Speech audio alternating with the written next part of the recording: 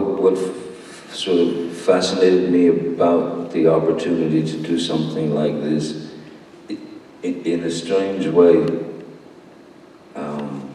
it was certainly not unlike finding any character in any film, but in this case, because of the audience,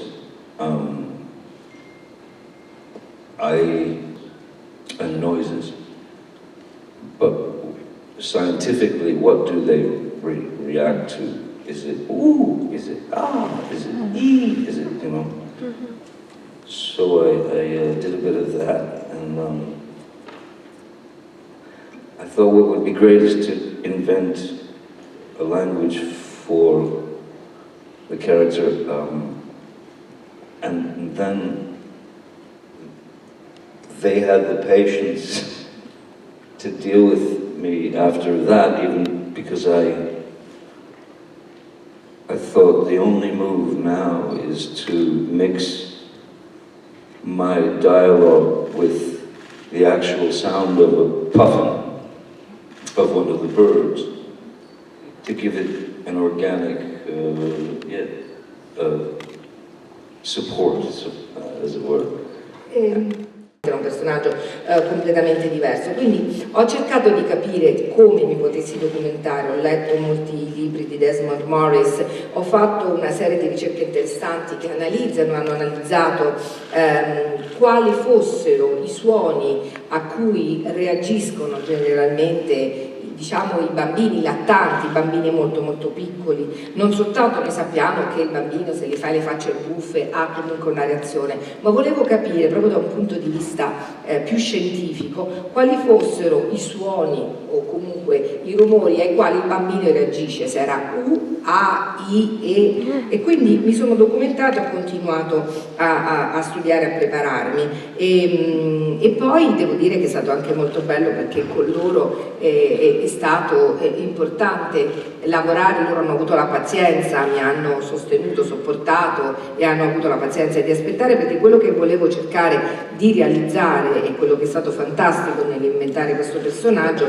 che è stato possibile mescolare questo linguaggio, diciamo, da me creato, mescolarlo insieme a quelli che sono i suoni veri o i versi veri che la pulcinella di mare, che questo tipo di uccello emette, che fa.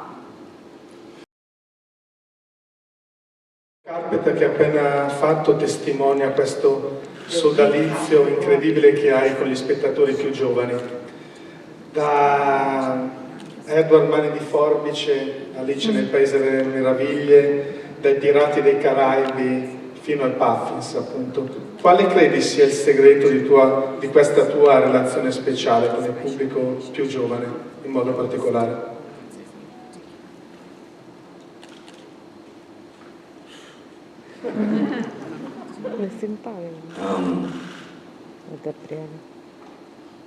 I mean, this will sound a little strange.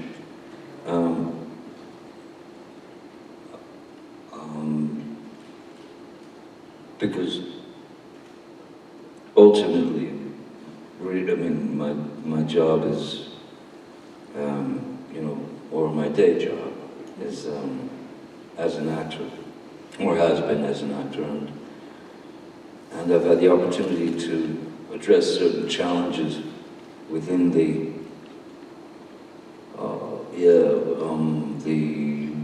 location of characters, and these things came to me, and these characters came to me, and they weren't always accepted with great joy.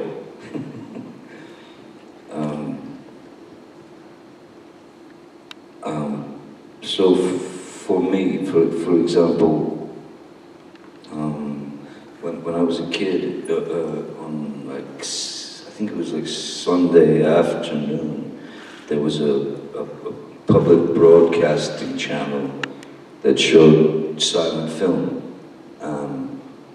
So I'm maybe 5, 6, 7 years old, and I'm watching Charlie Chaplin, and I'm watching Buster Keaton, and I'm watching all these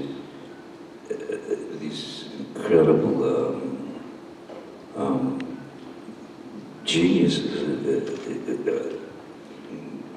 master with this master craft. That I understood very well at a certain point that silent film was the challenge was that there's no talking, so the difficulty is you don't have the luxury of language to aid you. Language, whether there's any subtext beneath it or not, you say the words. That's what people sort of buy. But so there's a challenge, a great challenge in silent film acting because you don't have the words. So it's very easy to say the words "I love you," but to express it back in those days, I mean, it's in the eyes, and that's the only place that it can live because it has to be inside of you, has to come from you. So that's a great challenge. A character like Captain Jack Sparrow, for example, was a challenge because, well, first and foremost, I regret that I must admit that I was mostly excited about having infiltrated the enemy camp. I really was. Because it was a real risk for them to hire me, and they were not pleased with my choices on Pirates. But I stayed in my arena and I refused to change the character because prior to what was I looking for Captain Jack Sparrow, I was looking for a character that could step outside of the parameters of cinema. In other words, if you have a 5-year-old, a 35-year-old, a 75-year-old, and a 95-year-old sitting on the same couch, and Bugs Bunny or any of those sort of Roadrunner, these cartoons, or these cartoons that I've been watching with my children, or my child for 3 years at the time, that was the biggest influence on me because what I wanted to do was try to stress the parameters of the character with regard to cinema and still have him be accepted, but accepted as if he were like the coyote in Wiley, in Roadrunner. The guy gets a rock, a boulder dropped on his head in one scene, and then you cut to, he's just got a little bandage on it. And we all accept it because it's cartoons. So I wanted to push that there. And with Puffins, the challenge is there's no emotion, you don't see a face, and so there's also a language. So the research that I was doing was really just to,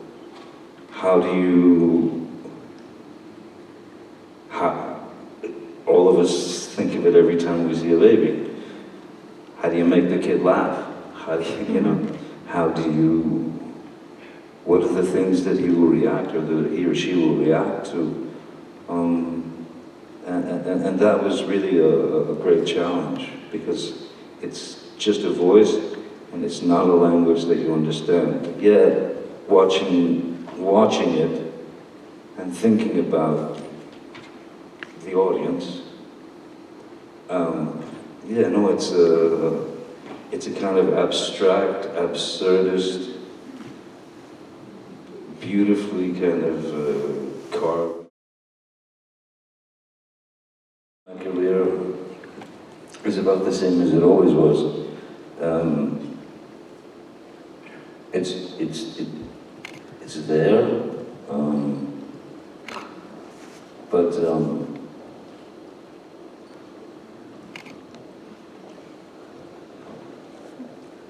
it's been a very interesting road, and I still would like to do films, certainly, and you know, meeting Andrea and Monica, and we made a film together, and we're going to continue to make films together. But I think that if I'm going to involve myself in a film, I would. I am thankfully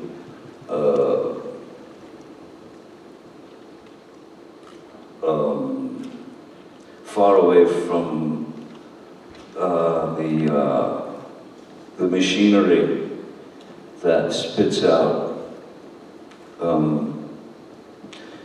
this sort of just lost and found jokes and the formulaic structures of 3 acts and all these things that they pay attention to. Like the idea of a Chekhov play, you see a gun in the first act, it's going off in the 3rd. I want to make films or I want to help people make films from a very, very simple place, which is, no, but it's not about fame, it's not about the biggest directors in the world, it's not about the biggest actors in the world. It's about maybe a 15-year-old girl or some kid, you know, has something to say. I don't care if it's shot on a telephone. If she's expressed herself in the way that she feels some degree of satisfaction, I want to be behind her. And I don't think that that's possible in Hollywood. So Hollywood, it's a vacation spot. Cinema goers would like to be challenged, and they'd like to think, and they'd like to figure it out for themselves. They don't need it hammered into their heads. I'd like to make or be involved in cinema that tries something else. Everything else has been done under the sun. Try something else. Why not?